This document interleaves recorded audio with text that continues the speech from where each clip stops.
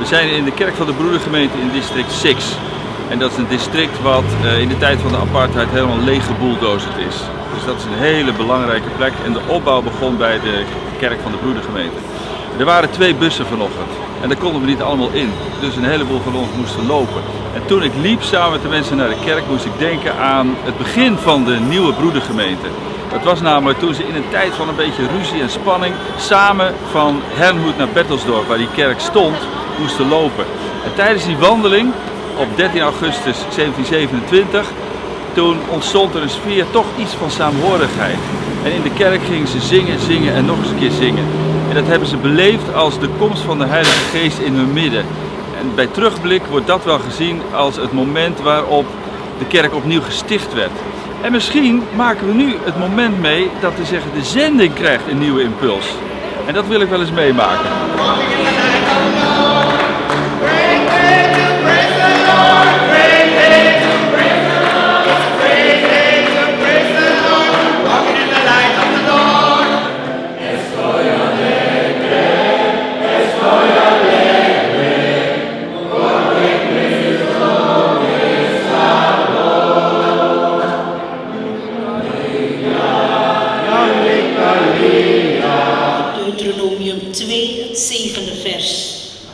De Heer, jullie God, heeft jullie gezegend in alles wat je ondernomen hebt. De leertekst uit 1 Korinthe 3 vers 7. Het is niet belangrijk wie plant of wie begiet. Alleen God is belangrijk, want Hij doet groeien. Nga ligji i Përtërir 2:7. Zoti Perëndia yt të ka bekuar në të gjithë punën e duarve të tua.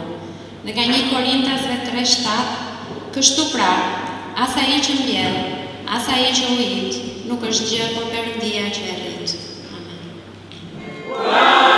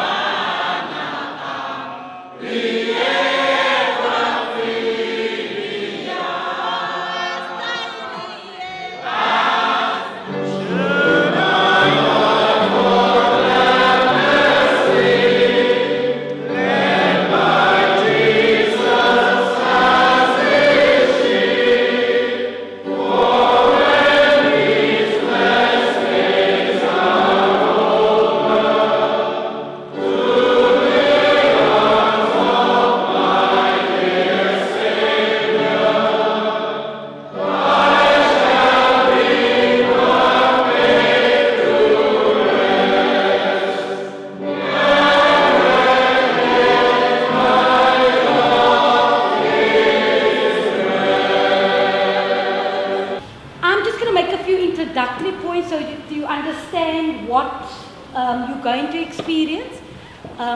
You're going to spend time in smaller groups with someone who actually experienced being forcibly removed from District 6.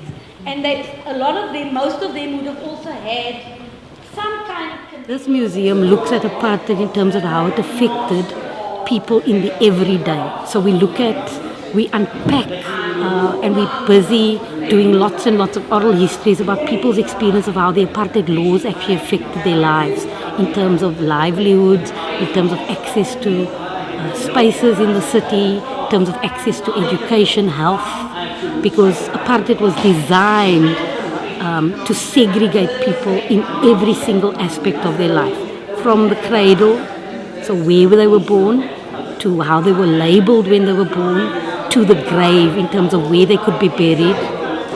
All those were determined by the racial classification of people. So that's our focus of telling the story of apartheid. The museum is actually for healing. For healing? This is my opinion. Healing, we're living in a memory that was there. This is how we lived. You see the pictures. To me, it's getting healing. Because remember, there was a scar. We were moved out. So there was a sore.